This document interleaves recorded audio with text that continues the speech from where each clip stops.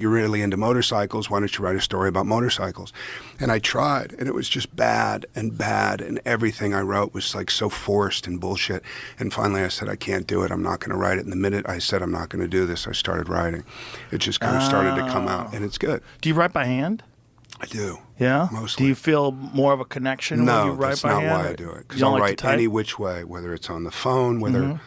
You know, I remember people saying, like, I write, you know, by hand, I handwrite because it's the way it used to be. And I was like, yeah, it also used to be under candlelight, which fucked your eyes out.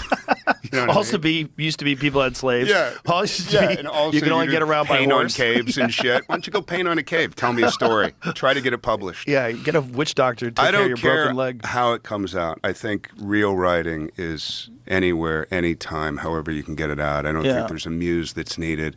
I think it's work, man. It is work. It's labor. I think the muse is like, it's a concept, right? Have you ever read Pressfield's The War of Art? Yeah, of course. Great book. Great book. I think he's right, though, when he says you summon the muse when you sit down to work.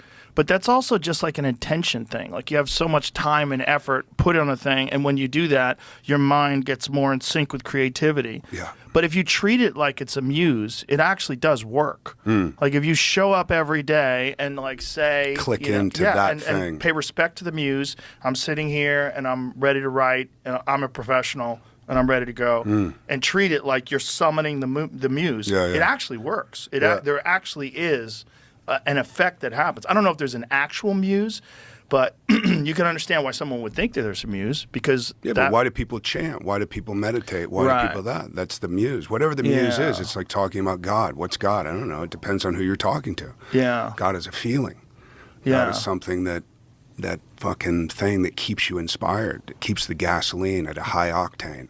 Well, it's something that... That's how I see it. It's something that gets you away from your ego, like with writing, something that gets you away from your ego and into your mind, into your consciousness, into like your perceptions of things, and your ability to express it. And it's just it's a focus thing. And the more you focus on it, the more that muscle grows, the more you get adapted to it. Because your ego is worried about how people are going to perceive you. Right. And that's not right. Yeah, You're and writing for somebody you want to else. look cool. You want to look cool. People are like, fuck. Yeah. I read that book that you wrote, man. Holy shit. I had no idea. You're amazing. That's the grossest conversation ever. Cocktail party in Hollywood. Some guy comes up to you and tells you you're amazing. Dude. You are a genius. And it's always with those eyes. You're so incredible. I had no idea, dude. Meanwhile, that guy's trying to sell you on some multi-level marketing scheme or something. Absolutely. There's something he's trying to tap into you with. I want to buy that book. I want to option your book, man. I want to turn it into a fucking movie. I also have a script I'd love you to see. Yeah. Is it a Disney?